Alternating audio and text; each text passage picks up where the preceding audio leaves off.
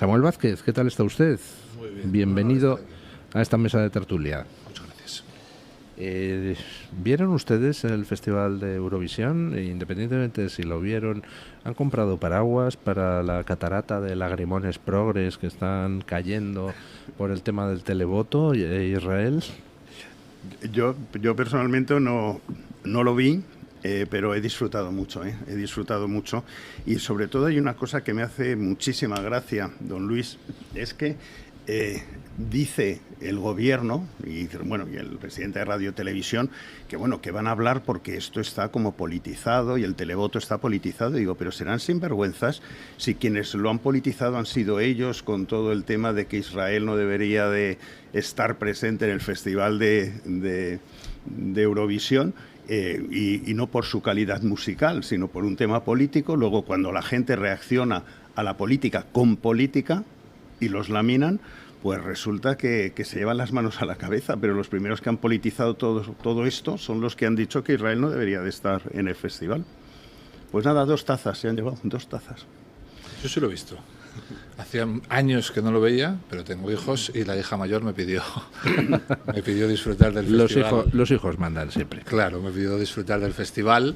Evidentemente, la aparición del cartelito que politizaba el festival en televisión española, pues me imagino que fue para la propia cantante un antes y un después, porque a partir de que politizas algo, cualquier pregunta posterior que hagas la conviertes en un plebiscito político, y la gente ya no votó la calidad vocal o la performance de un artista, sino votó a favor o en contra de la manipulación por parte de Pedro Sánchez y de su gobierno de un festival musical. Y el resultado no le ha gustado a Pedro Sánchez y a su gobierno, porque ha sido abrumador. Es lo que pasa cuando te pones del lado de los terroristas justo en el momento en el que canta una chica que sufrió y fue partícipe de un atentado, de una masacre terrorista, y que tuvo para sobrevivir que esconderse debajo de los cadáveres de personas, ¿no?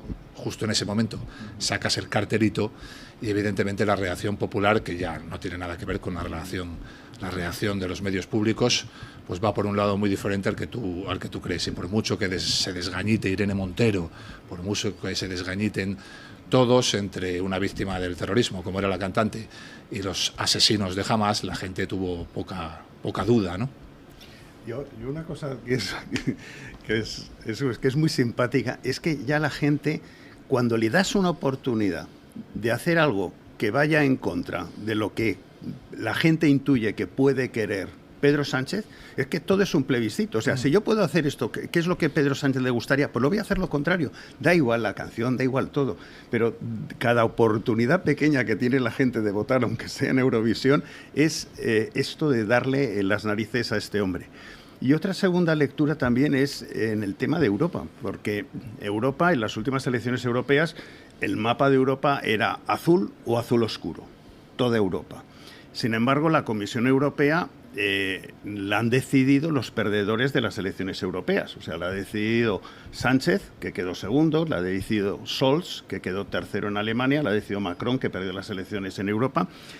Y hay como un divorcio entre lo que es la Comisión y lo que son los europeos, porque efectivamente todos los países de Europa han estado votando a Israel, el voto popular. Y entonces, oye, pues muy saludable. Ha ganado en 12 de los 36 países, sí. Quedó primera en televoto Israel, y en otros 6 en quedó Francia, segunda. En Alemania también estuvo primera. En Inglaterra. Entonces es espectacular. De verdad, yo me entra muchas ganas. Es decir, que qué bueno es ser europeo y qué horror es tener esta Comisión Europea.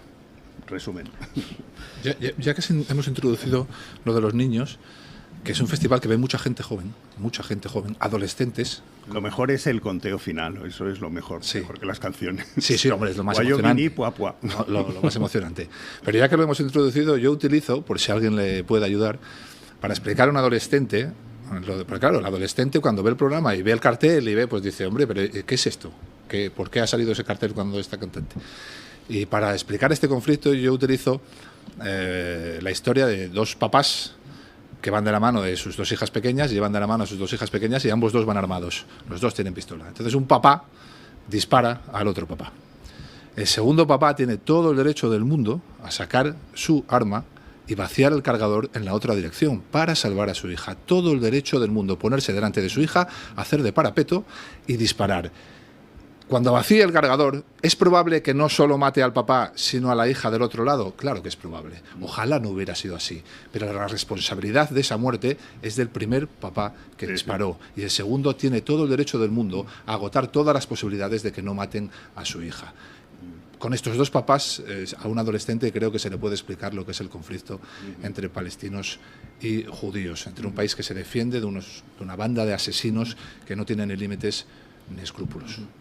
Sí, pero independientemente de esto, porque lógicamente los asesinos de Hamás están ahí, se esconden abajo, pero también hay que destacar que gran parte de esa población escupe sobre los cadáveres de las chicas violadas, que entran en los jeeps abiertos y los jalean y tal. Es decir, que es que hay una población que, aunque no coja en ese momento, no sean los que disparen los misiles, que aplauden todo esto. Yo lo lamento que tengan el cerebro lavado, pero yo, si tengo que elegir, oye, mira, señores, ustedes se han estado riendo y aplaudiendo todo esto, pues si ahora de repente les salpica algún misil, pues oiga, se siente. Es verdad que es difícil saber lo que se vive allí dentro. Es difícil por cuestiones evidentes, ¿no? Pero también como elemento de esperanza, lo que tú acabas de decir, porque lo que tú acabas de decir es una obviedad, lo hemos visto todos, cómo jaleaban estas barbaridades. También hemos visto algún vídeo, no muchos, pero hemos visto algún vídeo de alguna parte de la población gritando, cuando ya lo han perdido todo, después de un atentado donde pierden a su familia, gritando, esto es culpa vuestra, nos utilizáis como escudos, ya estamos hartos. También lo hemos visto, ¿no? Porque claro, llega un momento que si lo pierdes todo ya no tiene ningún sentido seguir manteniendo un discurso por miedo a miedo. ¿Qué más miedo vas a tener ya si lo has perdido todo, verdad? Sí, pero todas las cosas que se ven en Gaza, sobre todo, pues son filmaciones hechas por la propia gente de Gaza y bueno, alguna vez se les escapa alguna cosa, pero ves de repente cadáveres que se rascan la nariz. Hay también una imagen de un entierro de un niño que van por una carretera llevándole en alto y de repente pues hay una sirena, dejan el cadáver del niño en la carretera y todos se van corriendo y al cabo de un rato se ve al niño levantarse y salir también corriendo. Es decir, hay un montón de manipulación dentro de las imágenes que se ven y cuesta a veces saber qué es real y qué no es real. Hollywood, ¿no? Sí. Es importante lo que ha dicho don Samuel, porque efectivamente ese es el fondo de la cuestión. El responsable de todo es siempre el agresor.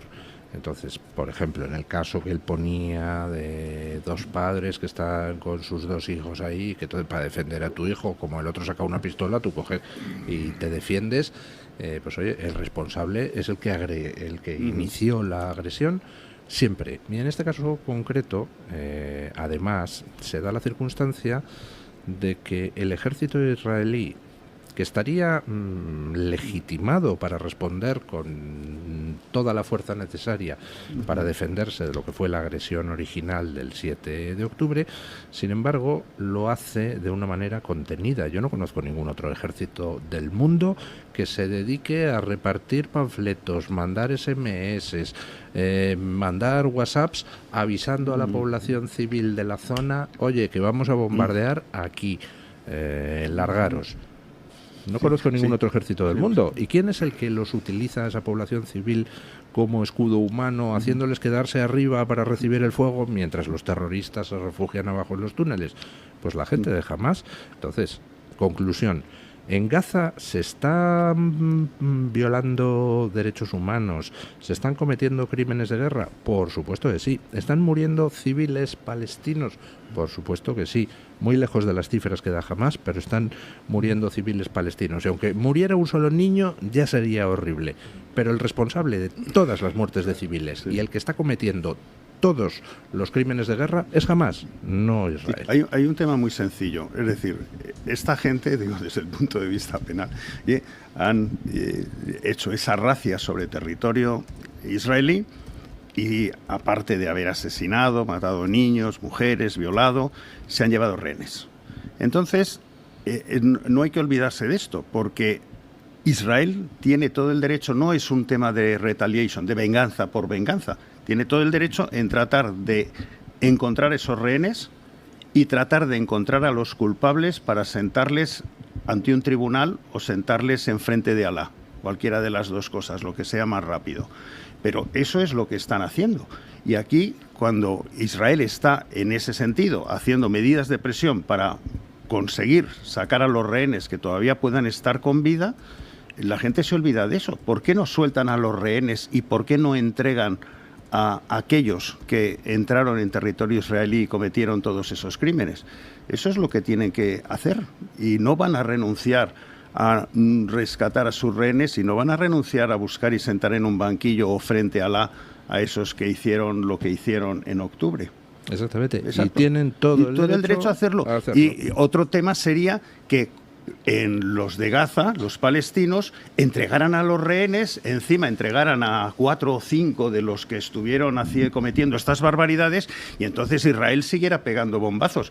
Pero es que no lo han hecho, es que no han entregado a los rehenes, ni han entregado esposados a aquellos que sean los autores intelectuales de lo que sucedió aquel día. Pero bueno, entonces, mientras no lo hagan, oye. Una de las maneras de medir el hecho de que no tienen argumentos para defender ciertas cosas es ver cómo utilizan el lenguaje.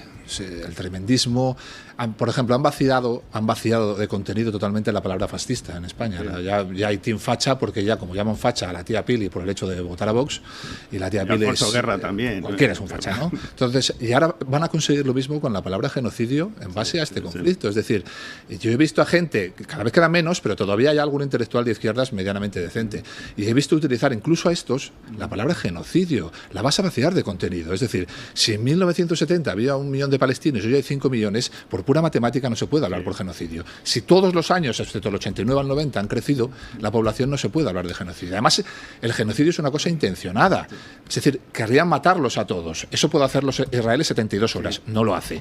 Y además, en Israel estudian y trabajan palestinos. En la Universidad de Haifa hay coptos, cristianos, judíos, palestinos.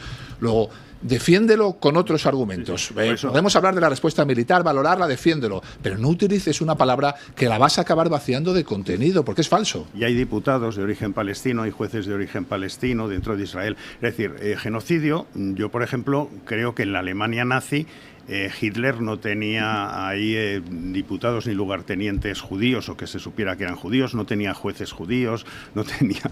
Y aquí, sin embargo, en Israel, pues lógicamente viven muchos y muy felices palestinos, mucho más felices, por supuesto, que en Gaza.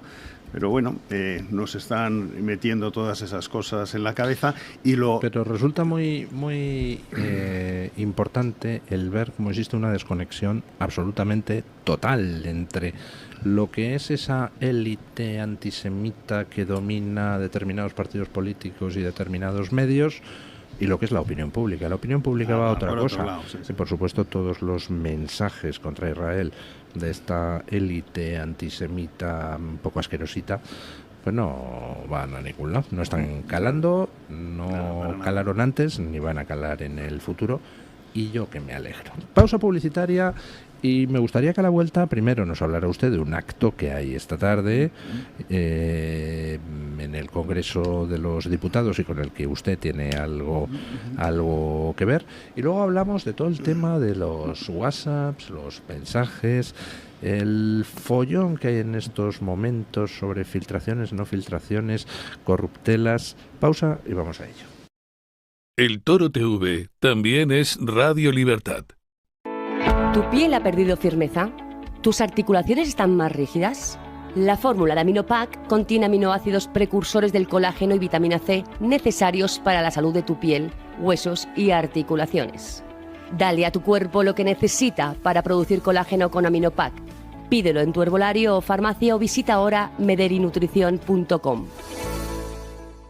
Escápate de Madrid. Ven al restaurante El Torreón en la cima del Monte del Pardo. Las mejores carnes y pescados desde 40 euros, vino incluido. Carne picaña brasileña y lomo de buey auténticos. Disfruta de su famosa paella con langosta y de grandes vinos y licores en sus amplísimos salones climatizados y terrazas. Cocina abierta de 11 de la mañana a 1 de la noche. Parque infantil, gran parking. Restaurante El Torreón. Naturaleza a 10 minutos de Madrid. Reservas en restauranteeltorreón.com. Está harto de que le hagan esperar al teléfono, de que no le expliquen las ventajas de la contratación en sus seguros. Ahora puede contar con Incos. Le damos un trato personalizado y le ofrecemos un ahorro en sus seguros. Así que no espere más y llame a Incos al 91 032 69 47.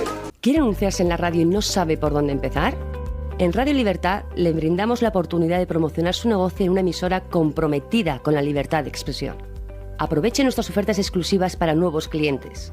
Además, si aún no tiene su anuncio preparado, no se preocupe, nosotros lo creamos por usted. Contáctenos hoy mismo a través de publicidad@radiolibertad.es o llámenos al 91 732 4895. No lo piense más. Anúnciese en Radio Libertad.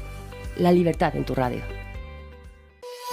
Escucha este programa cuando y donde quieras. No importa si te perdiste el directo, porque lo tienes completo en podcast. Encuéntranos en iVoox, Spotify, Amazon Music y Apple Podcasts. Radio Libertad, a un clic de distancia.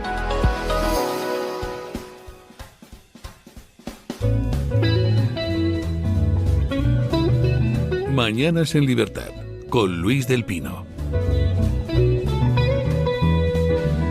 9 y 2 minutos, 8 y 2 minutos en las Islas Canarias. Y esta tarde hay un acto en el Congreso que creo que no es abierto a todo el público, pero no por ello es menos importante, don Marcos de Quinto. Sí, esta tarde a las 6 en la sala Clara Campoamor del Congreso de los Diputados se va a hacer el preestreno de un documental que dirige Carlos Saura, que se titula Lo que nos ocultaron. Y es básicamente sobre la verdadera historia del Partido Socialista Obrero Español, una historia de la cual ninguno de los miembros del Partido Socialista se deben de sentir demasiado orgullosos. Posiblemente, como hay mucho analfabeto en estos momentos dentro de las filas del Partido Socialista, pues son desconocedores de su propia historia, pero vamos a ayudarles a recordarla, porque ha habido muchísima propaganda socialista sobre su honradez, etcétera, y en el periodo que abarca desde el 91 hasta julio del 36, que es de lo que podemos hablar porque no cubre eso la Ley de Memoria Democrática, a partir de entonces parece que ya no hay libertad para poder exponer datos reales y hechos, pues en ese periodo pues el Partido Socialista, por ejemplo, no reconoce la victoria de las derechas en el 33, posteriormente en el 34 dan un golpe de Estado en toda España. Se habla de la revolución de Asturias, porque en Asturias es donde prende, pero la intencionalidad, y ahí está toda la documentación, era levantarse en toda España, y en Asturias pues ese golpe contra la legítima república dura 15 días, por cierto, es sofocado. La dirección desde Madrid la lleva el entonces general Franco y es el general Ochoa el que entra desde Galicia para sofocar donde se cometen crímenes, quemas de iglesias, asesinatos y tal. Posteriormente hacen toda la presión para anticipar las elecciones en el 36 y en febrero del 36 este Partido Socialista hace un pucherazo, eso se ha demostrado, Álvarez Tardío y historiadores han visto que todas las actas de aquellas elecciones de febrero del 36 fueron modificadas, han hecho un pucherazo este mismo Partido Socialista, ya se le veía que iba a tener un buen sucesor en Pedro Sánchez con esa urna que escondía detrás, porque parece que son expertos en pucherazos, y desde febrero a julio, y esto es muy importante, de febrero del 36 a julio del 36, el Frente Popular mueren 484 personas. Si tenemos en cuenta que en 43 años de la historia de ETA, ETA ha asesinado alrededor, creo que son 900 personas, imagínate 484 en solo 5 meses.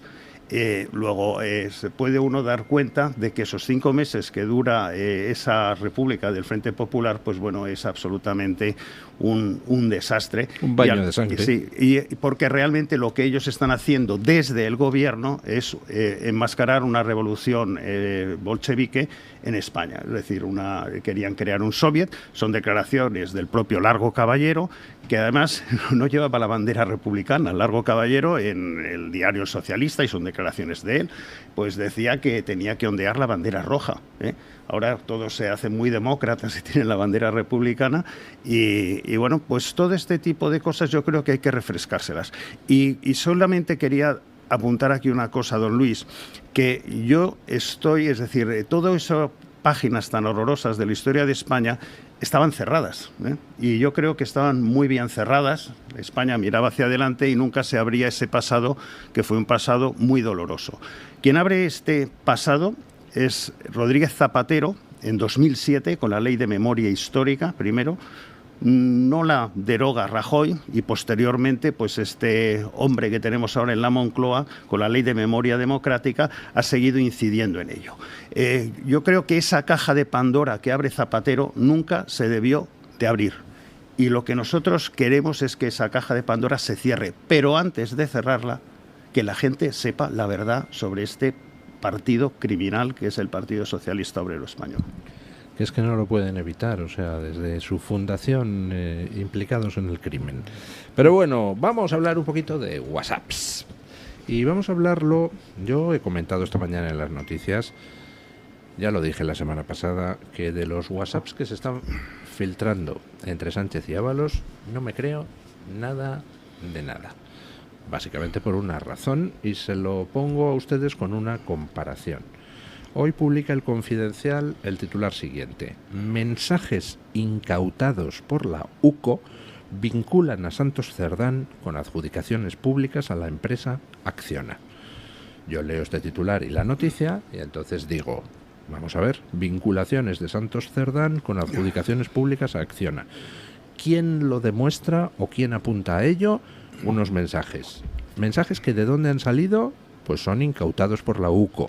Bueno, pues entonces yo concluyo, la fuente es buena, por tanto, la noticia es buena y por tanto habrá que preguntar a Santos Cerdán, nosotros como opinión pública y también supongo algún juez, por esas adjudicaciones públicas a Acciona.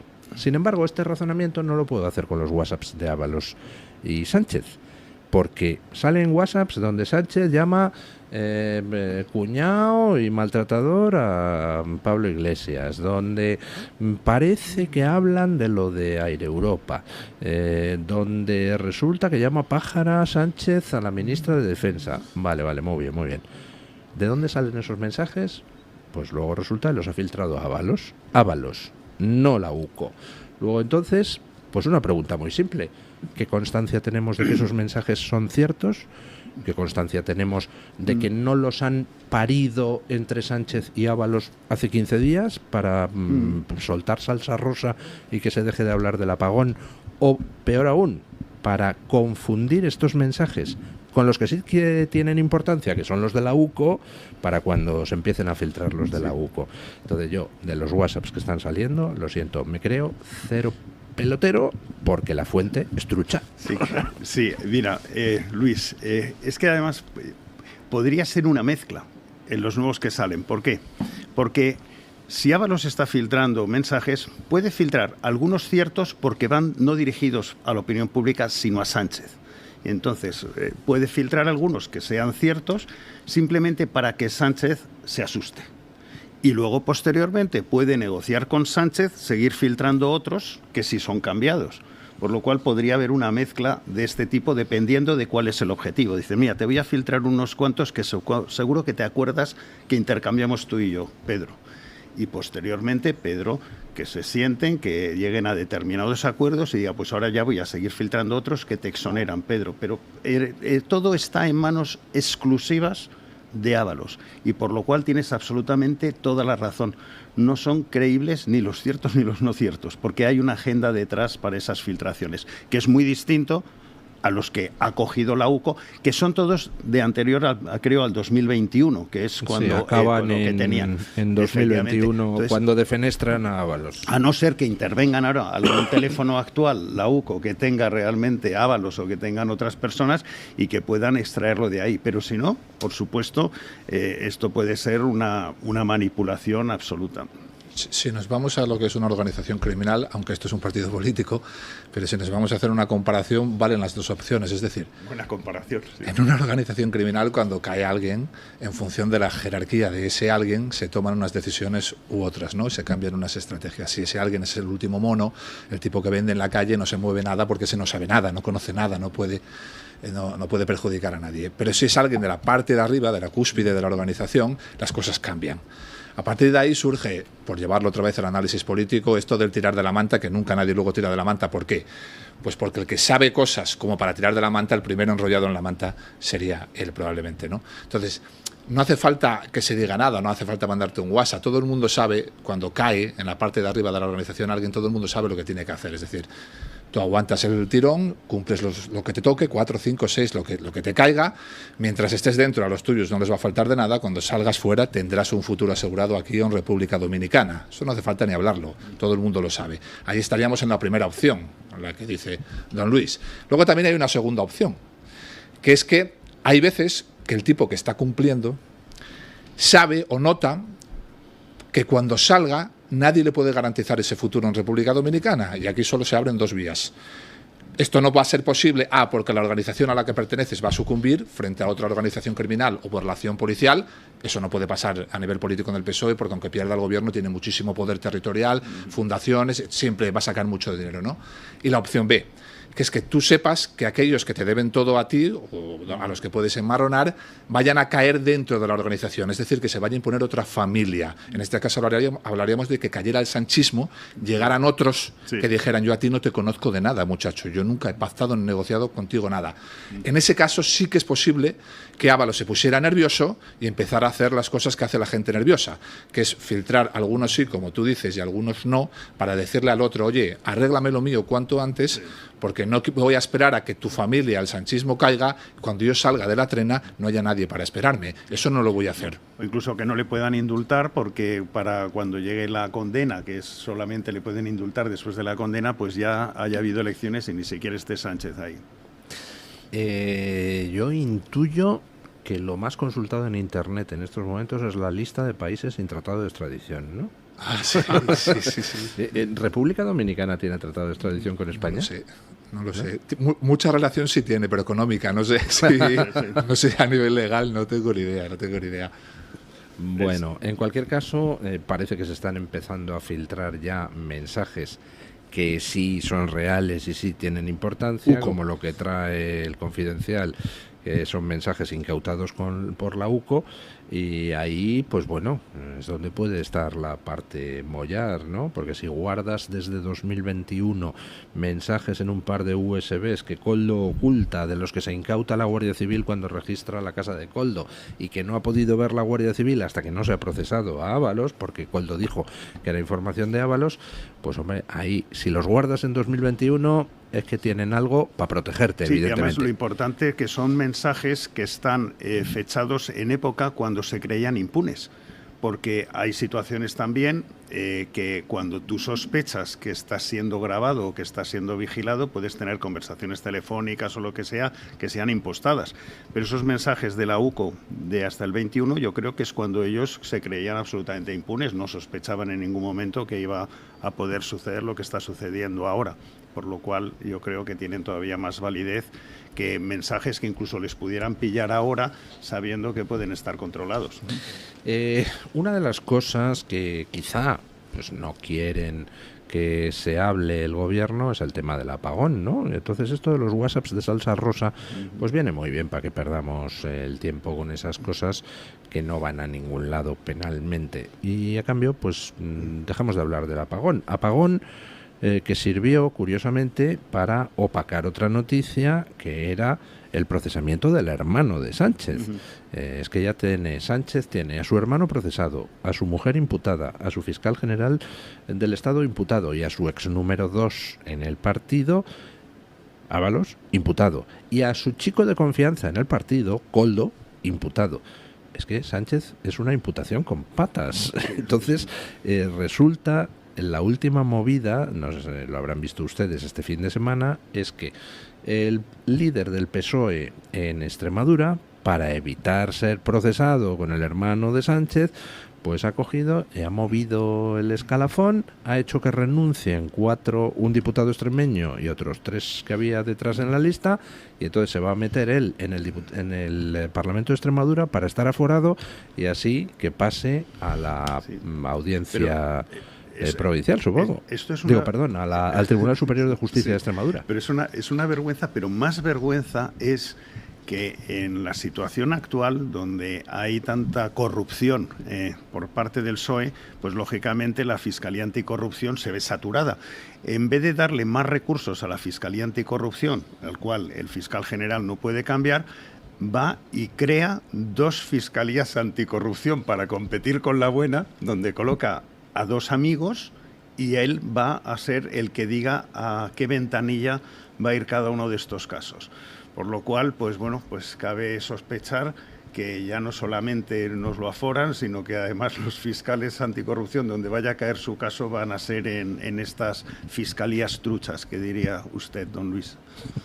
Enlazando con el acto que vas a tener hoy, has hablado de la... Yo soy asturiano, nací en la cuenca minera, en Mieres, soy hijo de minero, nieto de minero y sobrino de minero.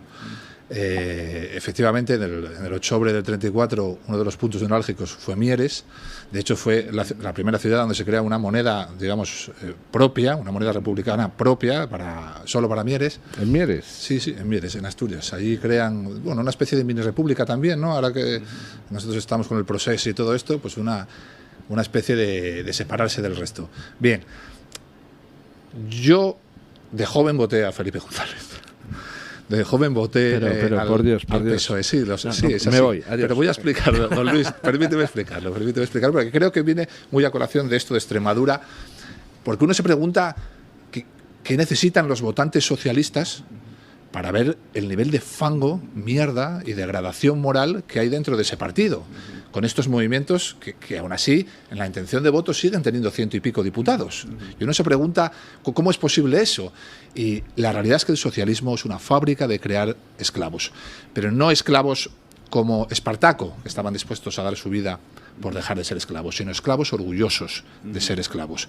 Y yo eso lo he vivido de alguna forma en Asturias. La presión es alta, la presión es grande, el señalamiento es fuerte, no solo en la casa del pueblo, sino en el Chigre. Cuando vas al Chigre, como te identifiques con algo diferente la presión es fuerte y los seres humanos tendemos a adaptarnos porque la adaptación es el mejor método de supervivencia, nos lo da la naturaleza. Es decir, si lo que toca es agachar la cabeza y decir esto aquí en el Chigre para poder disfrutar de una sidrina tranquilo, pues no voy a ser yo el que levante la cabeza de la dignidad para que todo el mundo me apalee a mí, ¿no? La adaptación es un método de supervivencia, los vascos lo saben muy bien. Sí. Entonces, es difícil salir del socialismo. En un núcleo socialista, en un territorio socialista histórico, es difícil. Se sale, aquí estoy yo, con viajes y lecturas, se puede por ejemplo, en Asturias, lo que ha pasado con un feudo tradicional del PSOE como es Gijón, ¿no? Que ahora ya lo han perdido y están muy...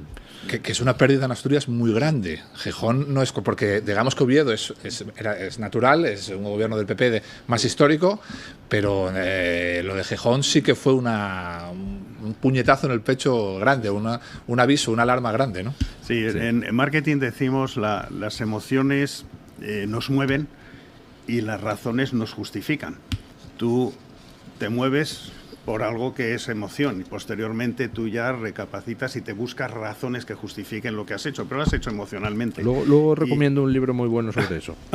Mensajes que llegan al corazón sin pasar por la cabeza. Sí, ¿no? Y entonces, pues bueno, es un tema que juega muy bien. Entonces, cuando tú ya tienes gente emocionalmente cautiva, como son todos los votantes del PSOE, lo primero es que cuando les presentas evidencias, lo primero las van a negar. Pero cuando ya al final no las pueden negar, pues siempre queda esa puerta entreabierta que es la escapatoria, que es decir, vale, perfecto, no lo puedo negar, pero los otros seguro que lo harían más. Y eso justifica una posición de inmovilismo. Entonces, pues bueno, esto es un poco lo que sucede, porque de hecho la situación es muy sencilla, es decir, Pedro Sánchez no tiene proyecto político y además no tiene unos presupuestos que apoyen ese proyecto político, le da absolutamente igual, porque su proyecto es personal, es robar para él y su familia y sus amigos y su círculo cercano todo lo que pueda. Para poder hacer eso, simplemente necesita blindarse. ¿Y cómo se blinda? Necesito votos. Con el dinero de todos los españoles compro a los partidos que necesito sus escaños. Por otro lado, asalto todas las instituciones para poderme blindar. Una fiscalía, una abogacía del Estado, un tribunal constitucional, etcétera, y tal. Trato de hacerme con ello. Y por otro lado, me hago también con todos los medios de comunicación, los propios y los no propios, comprándolos con presupuesto público, con el presupuesto de aquellas empresas que me he comprado también con el dinero de los españoles. Y para que no se sepa estas dos cosas, que robo y que me estoy blindando, tengo ahora que mantener a la gente entretenida. ¿Y cómo les entretengo? Sacando todo lo peor de ellos del guerracivilismo. Pues voy a desenterrar a Franco, voy a decir que tiró la cruz del Valle de los Caídos, etc. Entonces, distraigo con estas cosas, pero en el fondo son las otras dos lo que está haciendo su objetivo. Llevárselo, forrarse, él y los suyos, y blindarse a través de las instituciones. Este es el esquema. Y no sale, si le da igual absolutamente, que hay que dar el 3% para defensa, lo que sea. Sí. Ahora le doy la palabra, pero simplemente un par de acotaciones. Una con respecto a lo que decía don Marcos, de que primero juzgamos emocionalmente y después racionalizamos lo que previamente hemos decidido emocionalmente. Hay un libro muy bueno que se llama Pensar rápido, pensar despacio, escrito por Kahneman, que es un psicólogo israelí. Bueno, extraordinario el libro, muy bien escrito, además con ejemplos sorprendentes de cómo funciona la mente humana, que efectivamente tiene como un nivel animal instintivo que es el que nos dirige, y luego por encima está el nivel racional, que la mayoría de las veces, no siempre, se limita a racionalizar lo que el nivel animal ha decidido previamente. Y con respecto a lo que decía don Samuel Vázquez, esa confesión que le hemos arrancado de que votó a Felipe González, yo le confesaré que yo en 1982 estuve en el mitin de fin de campaña del Partido Socialista escuchando a Miguel Ríos. Pero no voté al Partido Socialista, vamos, ni de palo. No, yo simplemente iba a ligar, pero lo cogí como excusa para llevar a la que hoy es mi mujer y tal, a escuchar a Miguel Ríos. Eso era muy peligroso, porque Girauta creo que entró en el PSC también por esa motivación. Por la música. De ligar. De ligar. Ay, Dios Perdón, mío. Girauta. Bueno, le he quitado antes la palabra que iba a decir usted. Yo creo que tenemos un problema añadido, que es que en términos políticos cuesta mucho, digamos, el partido político lo han convertido en el equipo de fútbol y cuesta mucho separarse, ¿no? Entonces, ha pasado en Cataluña, cuando descubres el engaño, por ejemplo, del separatismo, ¿no? No hay una reacción hacia el otro lado, sino hay una, digamos, un ponerse, yo ya no voy a votar separatismo, pero voy a votar al PSOE porque todavía, para que no me llamen facha, ¿vale? Entonces, el recorrido va muy lento, ¿no? Y esto pasa en Gijón y pasa en Extremadura. Es decir, en Extremadura, efectivamente, tenemos todas estas cacicadas, pero los extremeños, la opción que han votado es María Guardiola, que es probablemente el inicio del gobierno de Pedro Sánchez, sus líneas rojas, las líneas rojas de María Guardiola, que tenía líneas rojas que coincidían con todo el programa de Podemos, las líneas rojas de María Guardiola. Entonces, en Extremadura ha habido una reacción a estas barbaridades que comete el Partido Socialista, pero todavía no ha habido la reacción necesaria, porque en realidad se han ido a un partido que lo único que han cambiado es el logo. María Guardiola ha comprado los tres grandes ejes programáticos de la izquierda del siglo XXI, que mueven miles de millones, que son clima, ideología de género e inmigración ilegal. Los ha comprado los tres, mueven miles de millones y ocupan a miles de cargos. Por lo tanto, como dice mi compañero Josema Vallejo, lo llamaron PP porque PSOE ya estaba cogido. Entonces, la transición es más lenta de lo que uno quisiera para revertir las barbaridades que ha hecho el PSOE. Sí, déjame, porque me acaba de inspirar una justificación posiblemente por qué en España está pasando lo que pasa a diferencia de otros países europeos. Es decir, en otros países europeos está desapareciendo el socialismo. O sea, estamos viendo las elecciones estas últimas y en Portugal, oye, bueno, pues pongamos, ha ganado el PP y, por decirlo así, y segundo Vox. En Rumanía, bueno, ha ganado PP Ciudadanos, como le quieras llamar, y segundo ha sido Vox. En Polonia, pues también lo mismo, es decir, ha ganado con un 30,9%, digamos, un partido liberal, PP, y segundo Vox. Es decir, lo que sí está claro en toda Europa es que el socialismo... Alemania lo mismo, en Italia el primero es Vox, seguido... El socialismo prácticamente desaparece de todos los países europeos, es la gran debacle, pero en España se mantiene, y la única diferencia que hay es que en España hubo una guerra civil. Y yo creo que eso es la parte emocional que sigue todavía activando Pedro Sánchez y tal, porque todavía hay gente que tiene eso dentro, porque no ha habido guerras civiles desde ese punto de vista en el resto de países. Y aquí ya no es un tema de la ideología del socialismo, sino del bando y del guerracivilismo. Y eso lo está explotando muy bien la izquierda. Pero saben, y lo explotan, por eso lo explotan, pero por eso es la única diferencia, porque aquí la gente no está votando, por decirlo así, socialismo desde el punto de vista ideológico, están votando república o lo que pueden haberle sus abuelos o donde ellos se creen que se han posicionado. ganado, porque desconocen bien la historia. Y eso nos diferencia del resto de países europeos, y eso es el tablón de salvavidas que está utilizando el PSOE aquí en España para poder aguantar un poco más de lo que han aguantado sus partidos hermanos en Europa. Y probablemente esa es la gran diferencia. Controlar el relato de alguna manera es lo único que tienen ya. Exacto.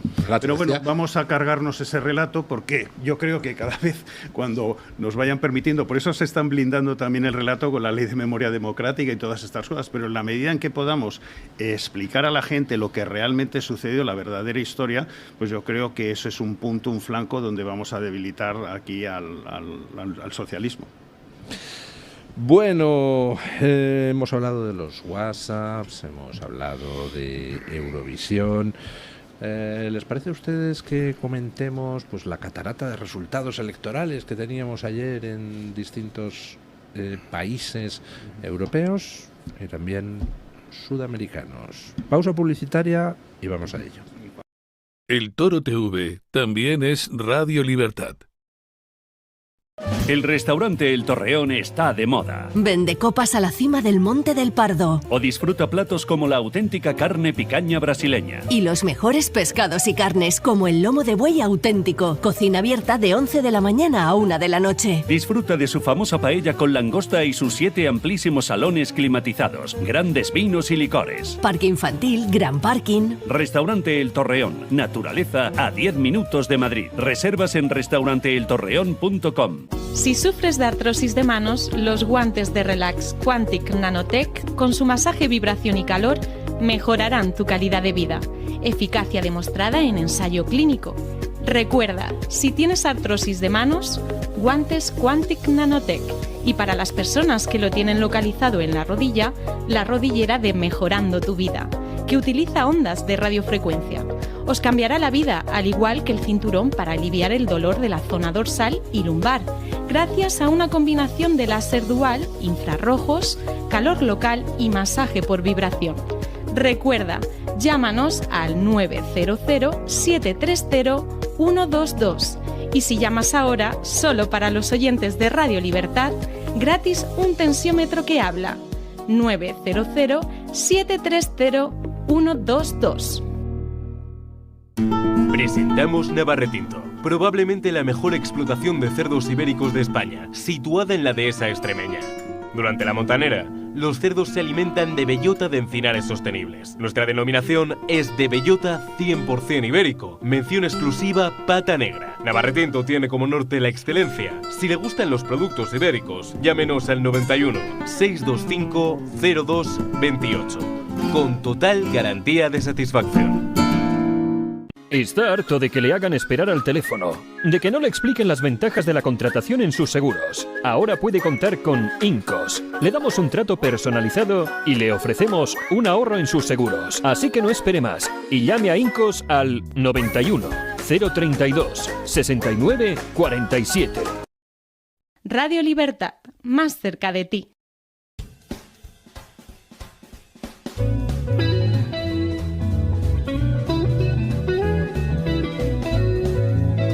Mañanas en Libertad, con Luis del Pino. Bueno, el panorama político en todo Occidente está cambiando a toda velocidad. Ya hemos visto que Trump se ha hecho con la Casa Blanca. Hemos visto el ascenso de partidos soberanistas en distintos países y la verdad es que parece que el proceso se acelera. Ayer pues se celebraron elecciones en Polonia, en Rumanía, en ambas eran presidenciales, en Portugal eran legislativas, en Argentina, en la provincia de Buenos Aires, eran legislativas de nivel provincial. Pero bueno, ya saben ustedes que Buenos Aires es casi pues la mitad de Argentina. Bueno, en Buenos Aires se impuso Milei tanto a los peronistas como a la derecha tradicional representada por Macri, en lo que es un espaldarazo al gobierno de Milei y sus reformas. En Polonia se impuso el candidato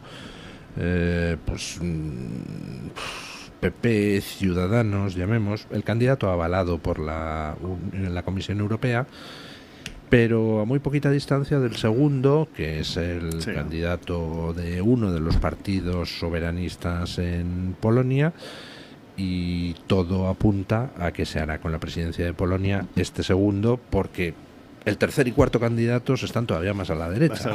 Sí.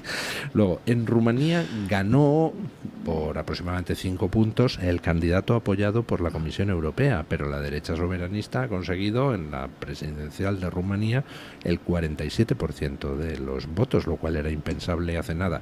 Y en Portugal, el Partido Socialista se ha hundido, su líder presentó ayer la dimisión, ha ganado el PP portugués con un 38% del voto, creo.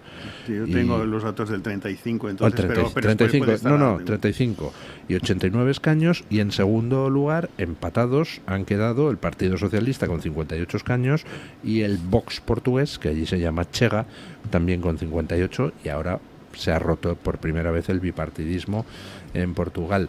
Parece que está todo como desatado. Y encima Israel gana el televoto en Eurovisión. No me extraña que los progres estén así como con cara de amargados. Hay una inercia claramente, hay una inercia. Ojalá llegue aquí pronto, por el bien de todos. Pero yo la inercia la separo en dos claves en Europa, en dos territorios. El telón de acero sigue siendo una frontera para ciertas cosas. Una, la Europa más occidental, la Italia, Francia, Suecia, y la relación que algunos países han tenido. Yo lo llevo a mi terreno, al crimen. Las crisis económicas tradicionalmente han traído alternancias, no cambios abruptos, y solo el crimen ha traído Melonis, Le Pen, fin de socialdemocracia en Suecia después de 40 y no sé qué años, porque activa ese gen que tenemos nosotros los seres humanos, que se superpone a cualquier otro instinto, que es el de protección de la prole, y eso en España va a suceder, faltan unos añitos, pero va a suceder. Creo que va a suceder. Nadie, como siempre digo, nadie mata ni muere porque le suban la gasolina, todo el mundo mata y muere por sus hijos, y por lo tanto eso creo que va a suceder. Y luego están los países del este, que ahí creo que es distinto, porque ahí vienen de sufrir hasta finales de los 80, ¿no? El comunismo y el régimen comunista, y yo siempre he dicho que son más difíciles de engañar. Son más difíciles de engañar precisamente por lo que han vivido.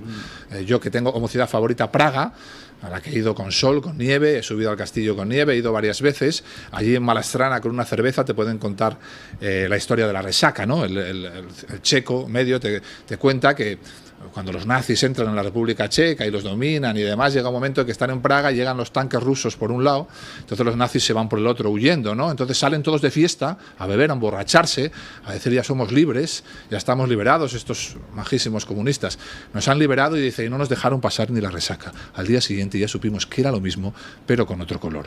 Este tipo de gente que ha sufrido los dos grandes monstruos del siglo XX es más difícil de engañar, más difícil de engañar. Que ambos eran socialistas, Stalin y Hitler, ¿no? Partido Socialista. Eso reza en la tumba de Hitler, ¿no? Eso es una... No, es que son socialistas y tienen una concepción absolutamente antiliberal de lo que es la sociedad. Entonces, por eso digo que son de dos caras. Yo, bueno, primero una cosa, lo de Argentina me parece maravilloso, porque además el candidato era Dorni, que es un monstruo. Es espectacular. Yo creo que es el sucesor, bueno, Dios guarde durante muchos años a Milei, pero es una persona de una talla espectacular. Y lo que sí es un comentario al respecto de todo lo que está sucediendo en Europa, donde vemos que Europa es de centro derecha y derecha soberanista, es por donde se está moviendo. Y yo me pregunto, en estos momentos en Génova 13, si realmente están entendiendo las dinámicas que se están produciendo a nivel europeo, porque yo creo que los partidos socialistas están absolutamente en desaparición dentro de Europa, y yo no sé si todavía en Génova 13 siguen pensando en que lo lógico es asociarse con un partido socialista obrero español en declive, el que sigue existiendo un PSOE bueno que ellos creen que puede estar allí, es decir, todo esto realmente creo que deberían despabilar, y no tengo muchas expectativas buenas respecto a esta reunión que van a hacer, este cónclave que llama Feijóo de los líderes del Partido Popular, donde la ponencia política la va a dirigir, creo, Juanma Moreno Bonilla, que en el caso de Andalucía, pues básicamente no ha hecho un cambio de políticas. Básicamente lo que pasa es que los cheques que antes firmaba el Partido Socialista ahora los firma el PP, y en vez de venir el puñito y la rosa, pues ahora vienen las gaviotas. Pero dentro de lo que es el estatus, pues no ha movido, yo creo, excesivas cosas dentro de Andalucía. Entonces, el que sea la persona que va a hacer la ponencia política, pues me parece que anda un poco el Partido Popular descoordinado de los movimientos que se están produciendo a nivel europeo. Salvo que su intención sea sustituir al Partido Socialista, ¿no? Claro, eso puede ser. Es que yo personalmente creo que PP y PSOE ya no son partidos políticos, son dos gigantescas empresas que mueven miles de trabajos, miles de cargos, y que evidentemente no quieren participar la cuota de mercado, no quieren abrir la cuota de mercado a otras empresas, y se sienten muy cómodos estando o no estando en el poder, estando como primer partido de la oposición o en el gobierno. En realidad el desastre que tiene un partido de estas dimensiones históricamente en lo que llevamos de democracia, con perder el poder no era muy grande, seguían controlando muchísimas cotas de poder territorial, provincial, seguían colocando a cientos de cargos, casi no tenían que mandar el paro a nadie. Entonces, es verdad que primero hubo una serie de movimientos de disidencia controlada, salen del 15M y que acaban en que el 15M, que empezó con un grito en Puerta del Sol, el primer grito de Puerta del Sol fue PSOE-PP, la misma mierda es, ese fue el primer grito, se luchaba. Y quien recogió los votos ese 15M, en cuanto el PSOE, es decir, la mierda, le ofreció maletines, escoltas, choferes, inmediatamente pactaron con la mierda para formar. Eso es disidencia controlada, ¿vale? Pero es verdad que ahora hay un partido que es Vox, y ahora barro para casa, que no es disidencia controlada, y que si se tiene que salir de los gobiernos por cuestiones de principios, por cuestiones de programa, se sale de los gobiernos, y que no quiere ni poltronas, ni butacas, ni maletines. Y eso es el principal problema ahora mismo para el bipartidismo, no tener toda la disidencia controlada. Sí, mira, es que eso que dices es muy interesante, porque efectivamente tanto PP como PSOE lo que quieren es pelearse por quién maneja este sistema. Es decir, porque este sistema es un autocar y cada 4 años, oye, déjame el volante a mí, pero no quieren cambiar el autocar, no quieren convertirlo en un Twingo, ni en un Golf, ni en nada. Es decir, es a ver quién tiene en estos momentos el poder de la caja pública. Y entonces, aunque aparentemente pues son rivales, si te das cuenta, hay una cosa en la que ambos, y tanto medios de izquierdas como de derechas, ambos siempre se ponen de acuerdo, que es para cargarse al emergente. Si era Mario Conde, oye, le ataca a la derecha y la izquierda y hay que cargárselo. Si es Rosa Díez, le ataca a la derecha y la izquierda porque hay que cargárselo. Si es Ciudadanos, le ataca a la derecha y la izquierda porque hay que cargárselo. Porque estos son advenedizos, y aquí quienes se reparten el botín somos entre nosotros. Unos años gobierna unos, otros otros. Y lógicamente ha pasado hasta con Podemos, y ha pasado, por supuesto, que está tratando de que pase con Vox. Porque es en lo que siempre están de acuerdo. Nosotros nos pelearemos, pero nos vamos a agrupar siempre que haya que cargarse al tercero en discordia que llegue aquí. Y bueno, nosotros vamos un poco retrasados respecto al tema de Europa, pero el bipartidismo se está acabando, como estamos viendo, en el resto de países de Europa, y esperemos aquí que en España pues espabilemos. En Europa, en ciertos países había bipartidismo. Aquí en España hace tiempo que no hay bipartidismo, hay unipartidismo. Esto, Errejón, ahora caído en desgracia, lo definió muy bien, cómo la izquierda ganó o cómo el PSOE ganó y sus aliados ganaron al PP, y llevamos 40 años gobernados por un único partido, gane quien gane. Esto lo definió Rejón con lo de la hegemonía cultural, ¿no? Tú tienes la hegemonía cultural cuando logras que tu adversario político discuta siempre en el terreno de juego de tus ideas. En el siglo XXI marcaron 3 grandes ideas: ideología de género, como dije antes, clima y migración ilegal, y han logrado que el PP compre las 3 ideas. No hay ayuntamiento del PP donde no tengan una concejalía de igualdad, destinan millones, igual que el PSOE, ¿no? Entonces ahora jugamos un partido, pero siempre estamos en el terreno de las ideas del Partido Socialista. Entonces, hay países europeos donde ha habido bipartidismo, aquí desde hace mucho tiempo ya tenemos unipartidismo. Gane quien gane, me da igual que gobierne el maléfico Pedro Sánchez que gobierne el bolso de Soraya Sáenz de Santamaría. Al final, las políticas, como tú dices, son exactamente las mismas. Moreno Bonilla, que creo que has dicho que va a participar en este nuevo congreso, ¿no? Con creo un papel estelar, ¿no? Va a dirigir la ponencia política. Bueno, pues Moreno Bonilla tenía un corazón así de ancho, y por el corazón así de ancho de Moreno Bonilla estamos como estamos. Vengo de hacer la ruta por Castilla, vengo de Valladolid, desde la llegada de este gobierno un 500% más de agresiones sexuales, vengo de Extremadura, un 300 y pico más % más de agresiones sexuales, el corazón así de ancho, que lo tenían para los 100 primeros niños, para hacer política contra Vox, pero cuando llegaron a partir del 500, los niños ya no huían del hambre de la guerra, fueron al Constitucional a pedir explicaciones de por qué les traían niños, pero si huyen del hambre y de la guerra y tienes el corazón así de ancho, será igual el niño 92 que el niño 506. No puede ser que a partir del niño 300 te enfades, vayas al Constitucional, a mí no me des más niños. O huyen del hambre de la guerra o no huyen. Y o tienes el corazón así de ancho o no lo tienes. Pues si este va a ser el ponente. A mí la gente que tiene el corazón así de ancho con el dinero ajeno me hace mucha gracia, ¿no? Claro. Pero bueno, hablando de esos temas de inseguridad, ayer se producía un doble ataque a cuchillo en Alemania. En un caso, un refugiado solicitante de asilo de Kosovo, en el otro caso, un solicitante de asilo sirio. En dos incidentes separados, en dos ciudades separadas, liaban a cuchilladas con la gente, varios heridos, una niña de 12 años en uno de los ataques.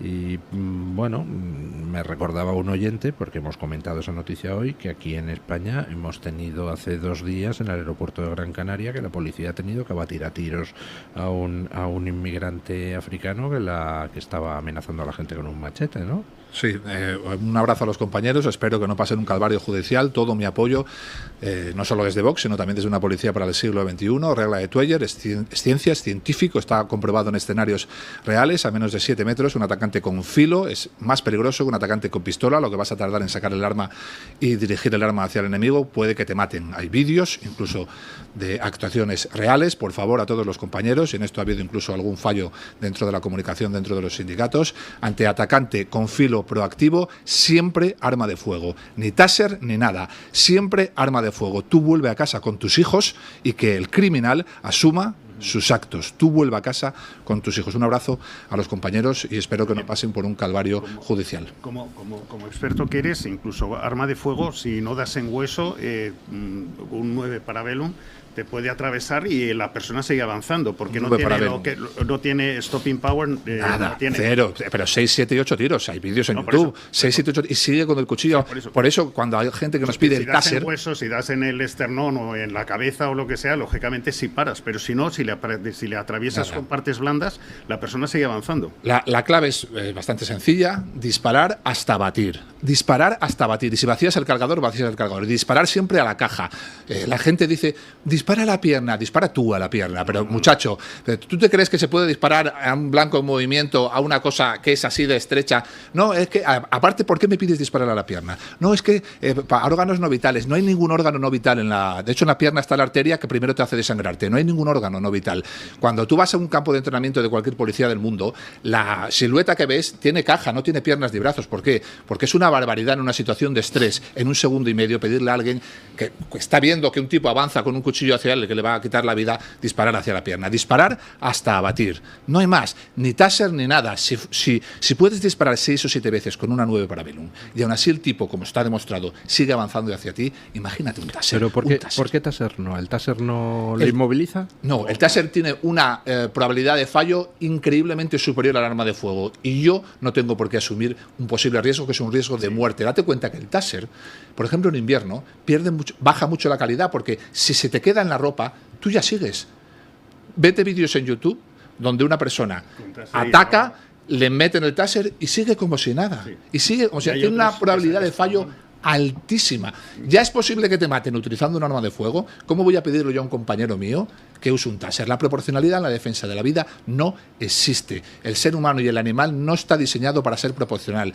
Hemos sobrevivido como especie porque no hemos sido proporcionales. Sí existe la proporcionalidad. En la defensa de la vida no.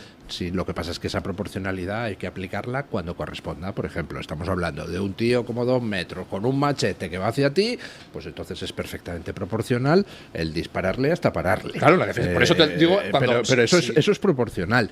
¿Qué no sería proporcional? Pues ejemplo, llega uno que está amenazando a la gente de la calle con un machete, pero que es un paralítico en silla de ruedas. Claro, hombre, pues no le puedes meter 7 tiros. Pero la clave está en la última parte de mi frase, en la defensa de la vida. Si es un paralítico no corre peligro tu vida, por eso no hace falta abatirle. Pero cuando un tipo como el que tú dices viene con un cuchillo hacia ti, está peligrando tu vida. Claro, entonces si hay amenaza contra la vida, pues entonces tienes que defender. Hay instinto, hay instinto puro y duro. Eso es así. Bueno, pero yo a lo que iba es a qué hemos hecho para que en estos momentos pues se estén dando en España escenas que no se habían dado nunca. O sea, que hemos llegado a prácticamente, no sé si todas las semanas, pero yo tengo la sensación de que sí, hay peleas a machetazos en las calles de Madrid.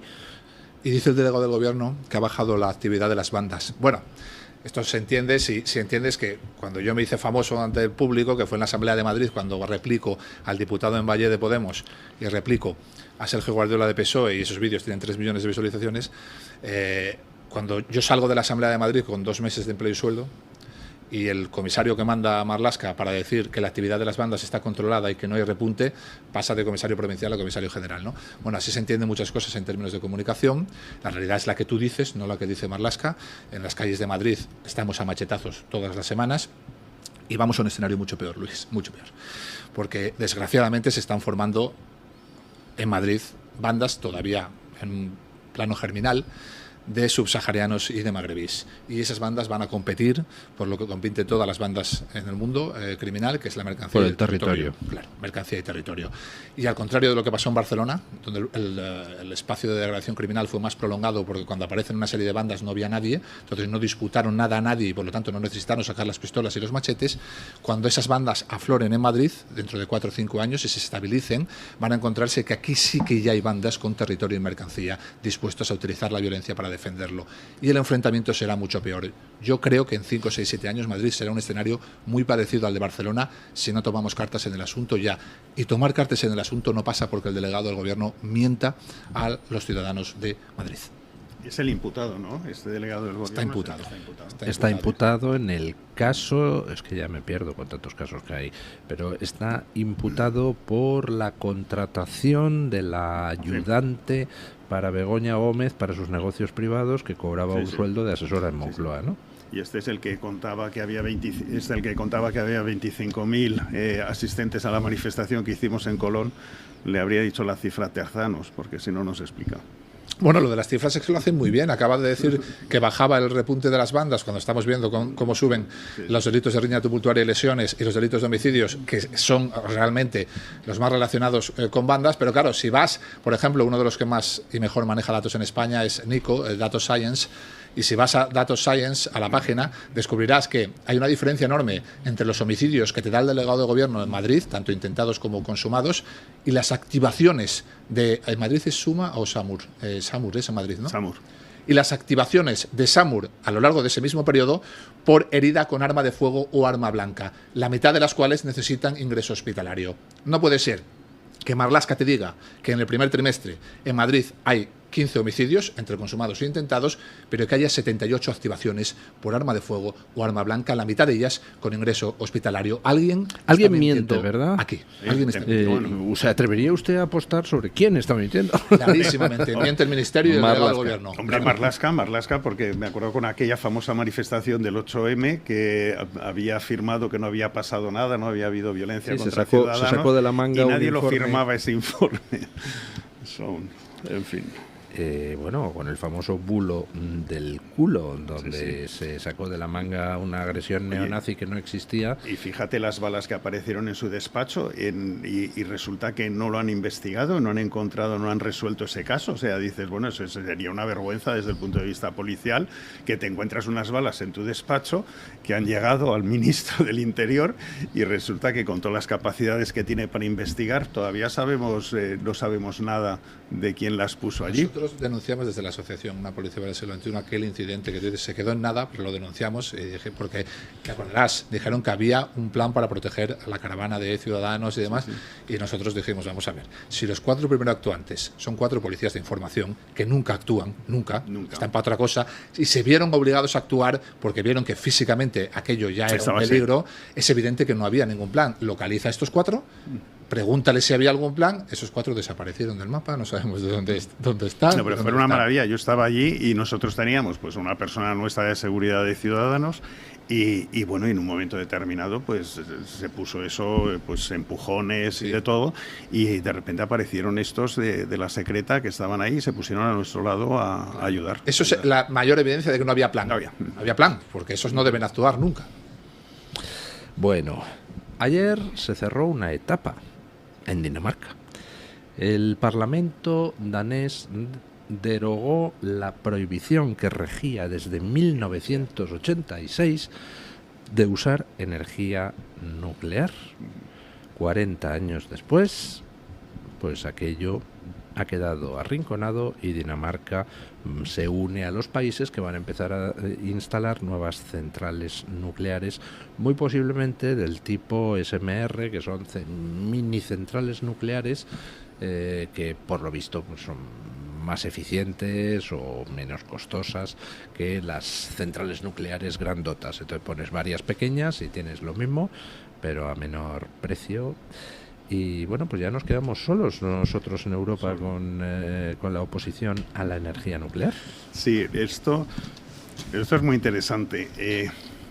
Europa está dando un viraje, porque hasta ahora tanto la Unión Europea como los gobiernos wokistas y progres de Europa no se han dedicado al progreso y a la prosperidad de los ciudadanos.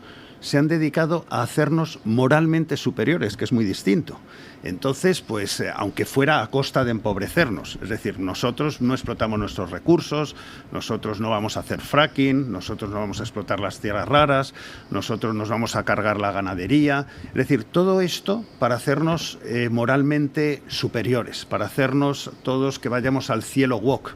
Eso sí, a costa de empobrecernos. Y yo creo que esto ha tocado ya fondo, y en estos momentos creo que gracias al ejemplo de otros dirigentes, como puede ser Trump, como puede ser Milei, como puede ser Bukele, dices, oye, que aquí se está para que la gente progrese, no para que vayamos al cielo wok, para que seamos mucho más buenos y miremos por encima del hombro con esa superioridad moral al resto de países, sino para progresar, para que nuestros hijos vivan mejor.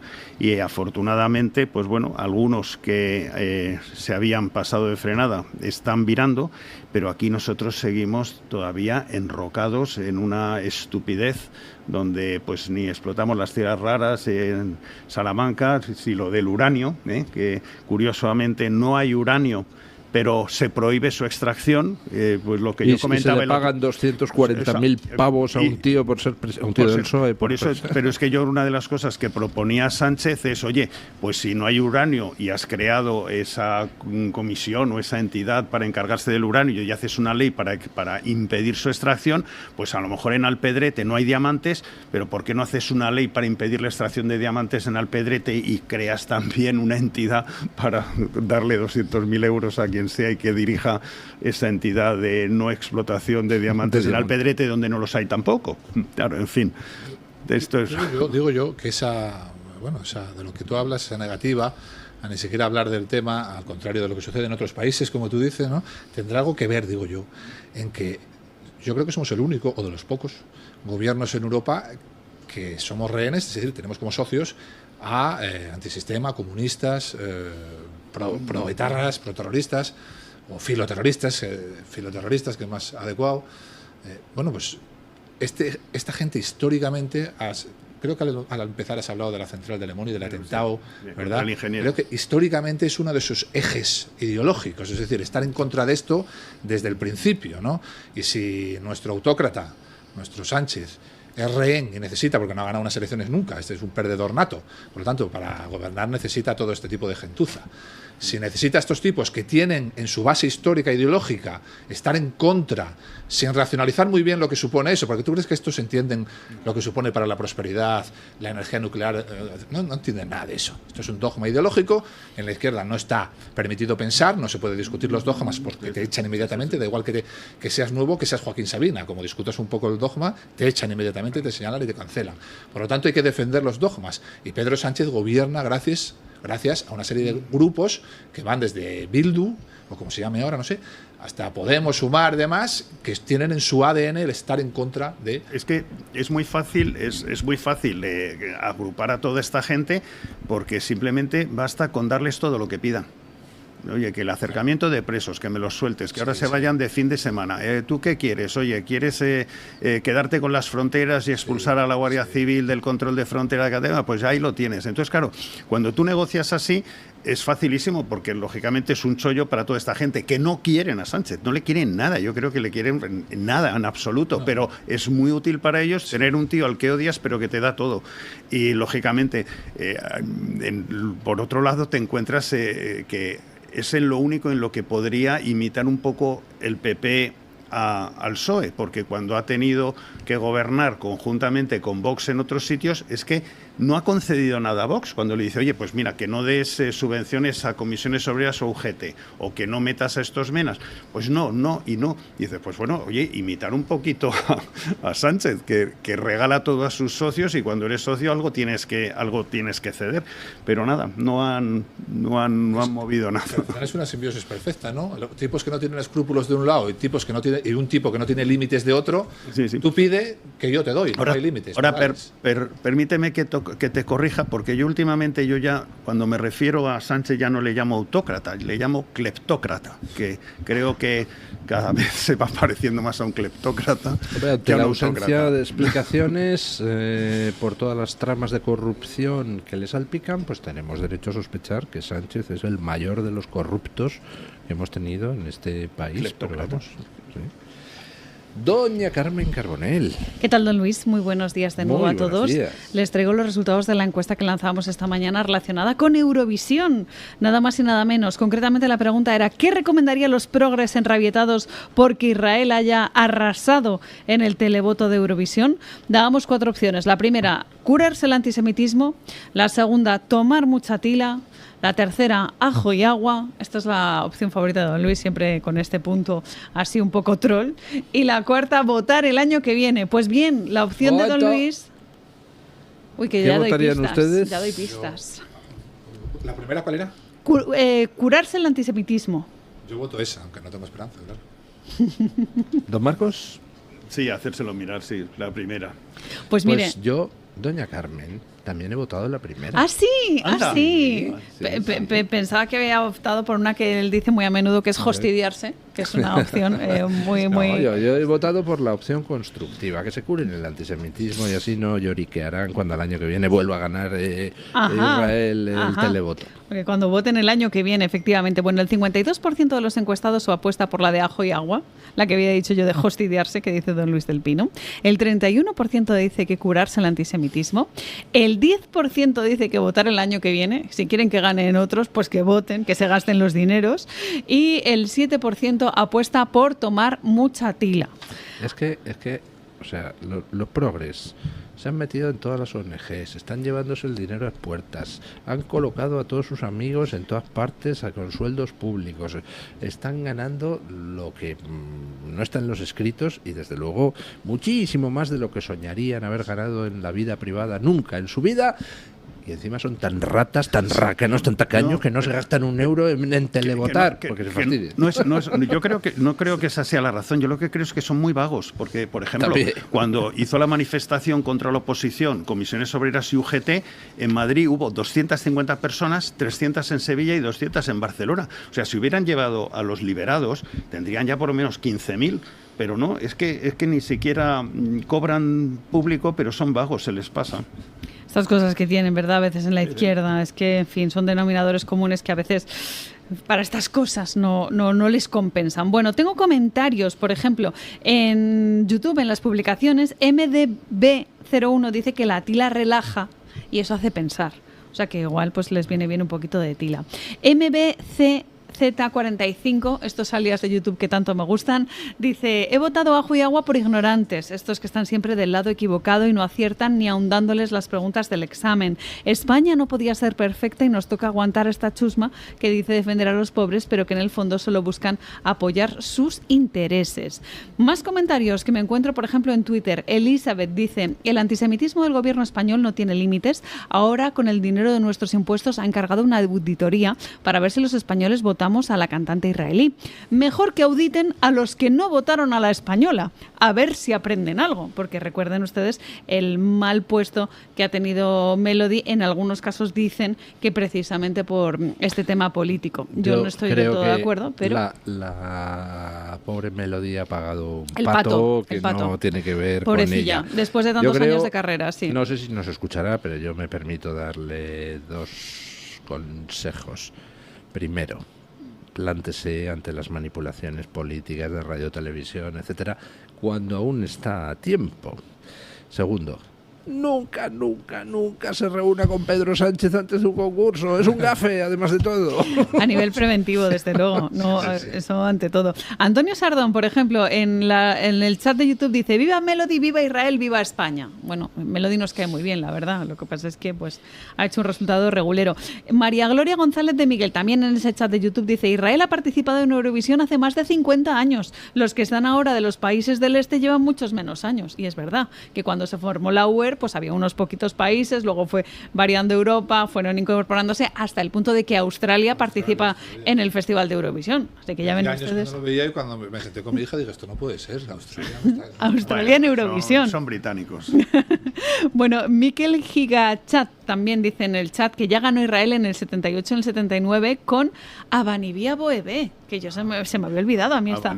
Y esto, claro, es como para elogiar precisamente pues la presencia de este país. Y en Twitter un último comentario es de Nacho Salvador, que dice: un progre jamás se gasta dinero propio, él prefiere gastar el dinero de los demás. En alusión a ese televoto. ¿Por qué no han votado los progres? Bueno, porque era dinero que salía de sus propios bolsillos. Yo personalmente no soy experto en música, la actuación de Melody me gustó, no creo que se mereciera ese puesto y estoy con don Luis. Yo no sé si nos escuchará.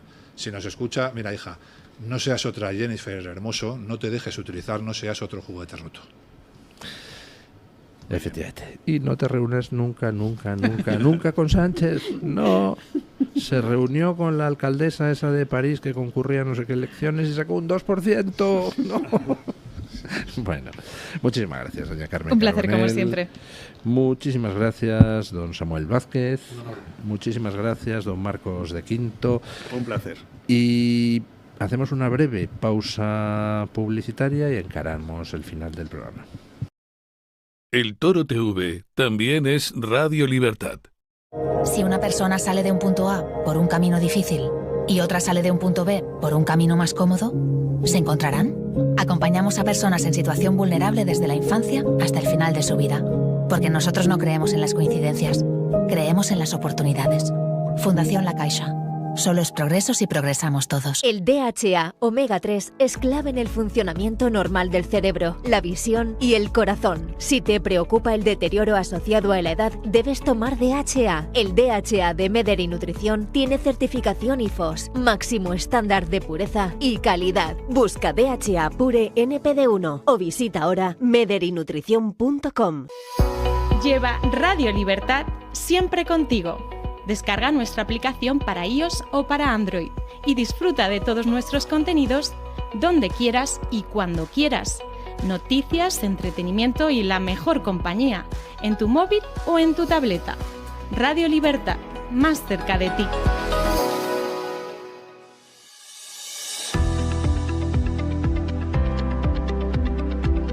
Tirando la caña con Alba Vila.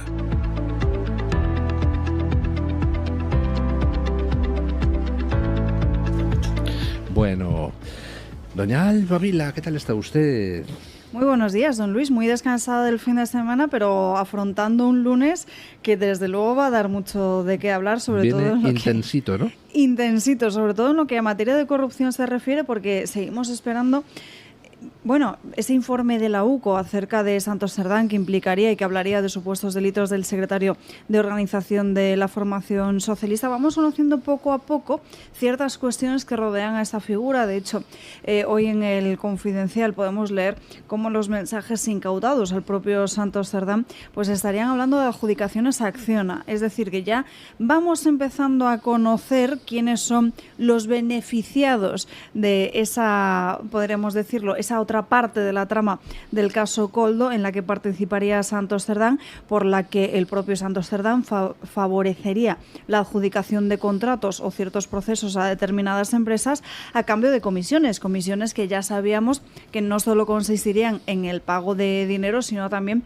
incluso de coches, como por ejemplo ese Volvo que acredita pagos tener, en especie. Eso es, ese Volvo que acredita tener en su propia declaración de bienes. Pero no solo de Santos Cerdán va el asunto del día de hoy, porque tenemos que centrarnos, y aquí habéis dado cuenta de ello también durante toda la mañana, no solo de esa inseguridad reinante en Europa, ese apuñalamiento de Alemania, sino el que hemos sufrido también aquí en Canarias este fin de semana, donde finalmente la policía tuvo que abatir a tiros al atacante ante esa violencia de un ciudadano procedente de Gambia. Hablaremos de ello y, por supuesto, de todo el panorama internacional con esa resaca de la jornada electoral en Polonia, en Rumanía, en Portugal. En fin, parece que las cosas en Europa, desde luego, empiezan a cambiar, don Luis. Bueno, efectivamente está acelerándose todo y yo creo que para bien. Pues a las 12 la escucharemos, doña Alba, en Dando Caña. ¿Y quién también está aquí? Es doña Ana Roldán. ¿Qué tal está Buenos usted? días, muy bien, muy descansada también de estos días. Y he de decirle que cuando oí ahora hablar a Alba de lo ocurrido en Canarias, es tremendo. Yo voy con mucha frecuencia por allí y es tremendo lo que se ve. Sí, es ¿verdad? tremendo lo que se ve, sí. Lo digo en primera persona. Es decir, yendo al aeropuerto del norte, te encuentras a todos los que están bajando por la carretera de las raíces, que les dan, a lo mejor, bueno, pues un rato de asueto y se ponen a pasear sin rumbo por la autopista del norte. Es decir, da bastante vértigo verlo. Pero bueno, Pues queridos canarios, votad a quien solucione los temas, ¿no? Sí, ayer es curioso. Ayer había una manifestación que me paré desde el coche, bajé la ventanilla porque estaban en contra. Tengo que verlo. Estaban en contra del turismo. Esos son los podemoides de allí. Del turismo masivo. Entonces bajé la ventanilla y le pregunté a una chica, perdona, ¿por la manifestación? No, porque estamos en contra del turismo masivo, sobre todo de los permisos de residencia. Y dije, y pensé, no voy a decirle nada porque no estoy enterada. ¿El turismo ni estoy masivo bien se informada. refiere usted a las avalanchas de inmigrantes ilegales? Claro. ¿O se refiere a los alemanes que vienen a gastarse el dinero? Claro. Bueno. Pero bueno, y no solo de esto y de, como decía Alba, que me ha dado pie a decir, y no solo de Santos Cerdán vive el hombre, sino del Club de Amigos. Del Club de Amigos, haciendo además actividades muy interesantes que por lo menos hacen que podamos ver y recordar nuestra historia, como es el caso de la 7ª sesión mañana del ciclo de Esparza, que sí estará Marcelo Gullo, en la 7ª sesión, la España virreinal, un milagro de supervivencia política. Bueno, o sea, fíjense qué lujo mañana escuchar a Esparza y a Marcelo Gullo. Sí, sí. O sea, ¿y eso por qué? Pues por ser socios del Club de Amigos del Toro TV, pues les traemos a ustedes cosas interesantes. Y luego el martes que viene tendremos la 8ª sesión, pero el miércoles 28 un paseo que lo hemos denominado Paseando por Madrid. ¿Sabes qué pasó en Madrid tras el lanzamiento del 2 de mayo? Bueno, pues paseamos por el Parque del Oeste, que alberga un jardín, el enterramiento más antiguo de Madrid actualmente, situado en la Rosaleda y la ermita de San Antonio de la Florida, en la que descansan los 43 fusilados en la montaña del Príncipe Pío, los conocidos como héroes del 2 de mayo de 1808.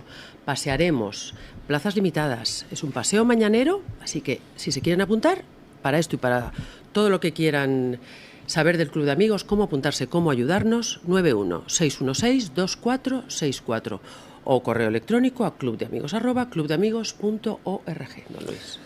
Muchísimas gracias, Gracias, doña don Luis. Ana Roldán, y ponemos final al programa hablando con don Adolfo Albistur. Buenos días, don Adolfo.